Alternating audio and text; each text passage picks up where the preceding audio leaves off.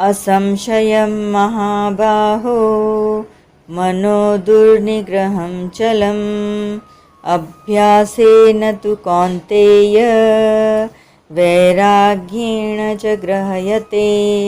अध्याय 6 श्लोक 35। व्याख्या। असंशयम महाबाहो मनो दुर्निग्रहम चलम। यहाँ महाबाहो संबोधन का तात्पर्य शूरवीरता बताने में है, अर्थात अभ्यास करते हुए कभी उकताना नहीं चाहिए। अपने में धैर्यपूर्वक वैसी ही शूरवीरता रखनी चाहिए। अर्जुन ने पहले चंचलता के कारण मन का निग्रह करना बड़ा कठिन बताया।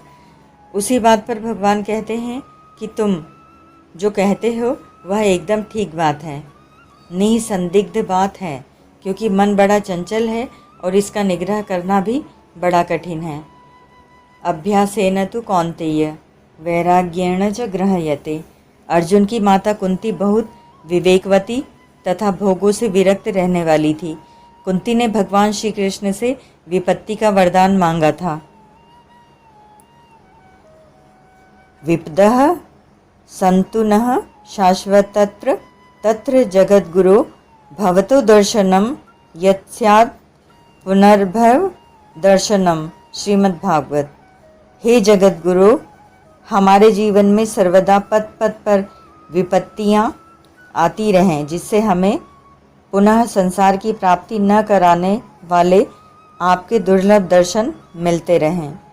ऐसा वरदान मांगने वाला इतिहास में बहुत कम मिलता है। अतः यहाँ कौन्तेय संबोधन देकर भगवान अर्जुन को कुंती माता की याद दिलाते हैं कि जैसे तुम्हारी माता कुंती बड़ी विरक्त हैं, ऐसे ही तुम भी संसार से विरक्त होकर परमात्मा में लगो, अर्थात मन को संसार से हटाकर परमात्मा में लगाओ।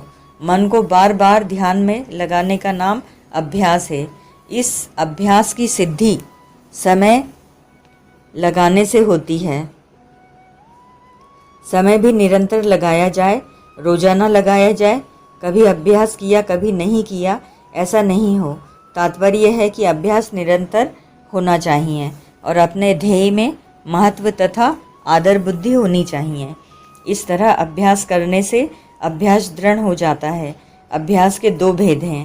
पहला, अपना जो लक्ष्य ध्येय है उसमें मनोवृत्ति को लगाएं और दूसरी वृत्ति आ जाए, अर्थात दूसरा कुछ भी चिंतन आ जाए उसकी उपेक्षा कर दें, उसमें उदासीन हो जाएं। दूसरा, जहाँ जहाँ मन चला जाए वहाँ वहाँ ही अपने लक्ष्य को, इष्ट को देखें। उपर्युक्त दो साधनों के सिवाय मन लगाने के कई उपाय हैं। जैसे पहला, जब साधक ध्यान करने के लिए बैठे तब सबसे पहले 2-4 श्वास बाहर फेंक कर ऐसी भावना करे कि मैंने मन से संसार को सर्वथा निकाल दिया। अब मेरा मन संसार का चिंतन नहीं करेगा, भगवान का ही चिंतन करेगा और चिंतन में जो कुछ भी आएगा वह भगवान का ही स्वरूप होगा। भगवान के सिवाय मेरे मन में दूसरी बात आ ही नहीं सकती। अतः भगवान का स्वरूप वही है जो मन में आ जाए और मन में जो आ जाए वही भगवान का स्वरूप है। यह वसुदेवः सर्वम का सिद्धांत है। ऐसा होने पर मन भगवान में ही लगेगा और लगेगा ही कहाँ। दूसरा, भगवान के नाम का जप करें, पर जप में दो बातों का ख्याल रखें। एक तो नाम के उच्चारण में समय खाली न जाने दें, अर्थात रा डेस डेस म, रा डेस डेस म, इस तरह नाम का भले ही धीरे धीरे उच्चारण करें पर बीच में समय खाली न जाने दें और दूसरे नाम को सुने बिना न जाने दें, अर्थात जप के साथ साथ उसको सुने भी।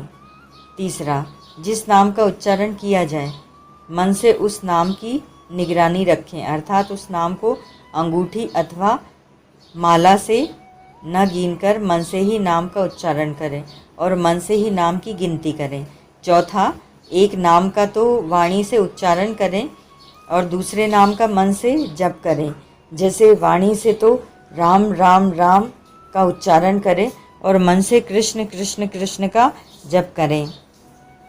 पांचवा, जैसे राग रागनी के साथ बोलकर नाम का कीर्तन करते हैं, ऐसे ही राग रागनी के साथ मन से नाम का कीर्तन करें।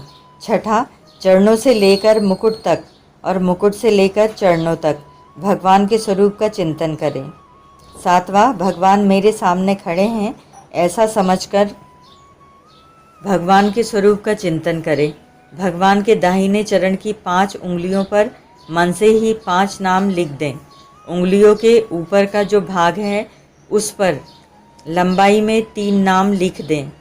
चरणों की पिंडी का जो आरंभ है उस पिंडी की संधि पर 2 नामों के कड़े बना दें। फिर पिंडी पर लंबाई में 3 नाम लिख दें। घुटने के नीचे और ऊपर एक एक नाम का गोल कड़ा बना दें, अर्थात गोलाकार नाम लिख दें। उरु जंघा पर लंबाई में 3 नाम लिख दें। आधी दाहिने तरफ की कमर में 2 नामों की करधनी बना दें। 3 नाम पसली पर लिख दें।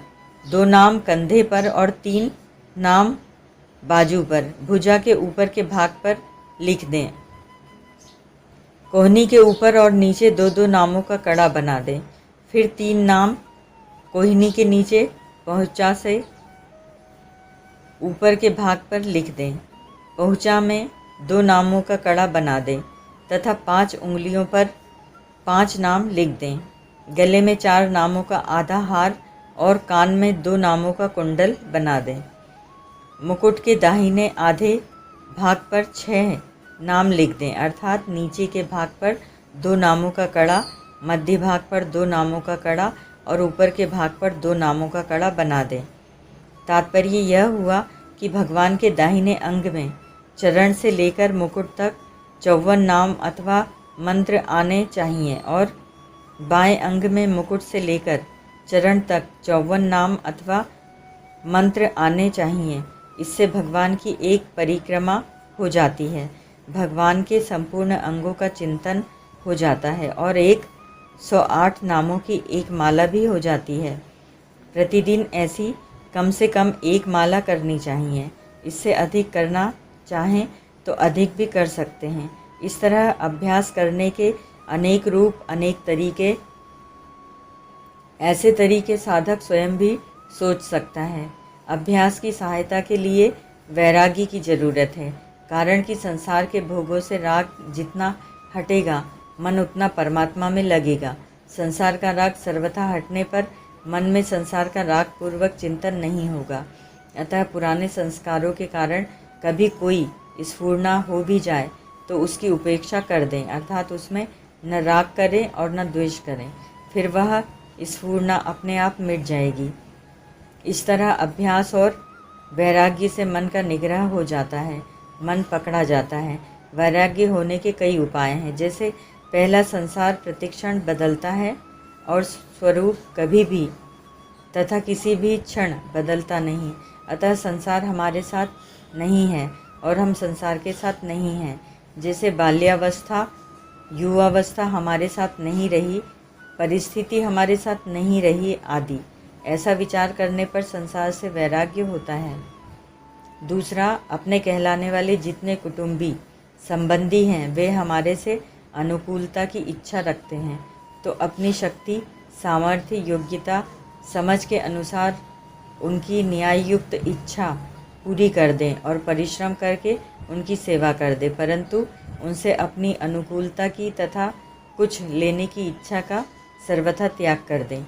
इस तरह अपनी सामर्थ्य के अनुसार वस्तु देने से और परिश्रम करके सेवा करने से पुराना राग मिट जाता है और उनसे कुछ भी न चाहने से नया राग पैदा होता है।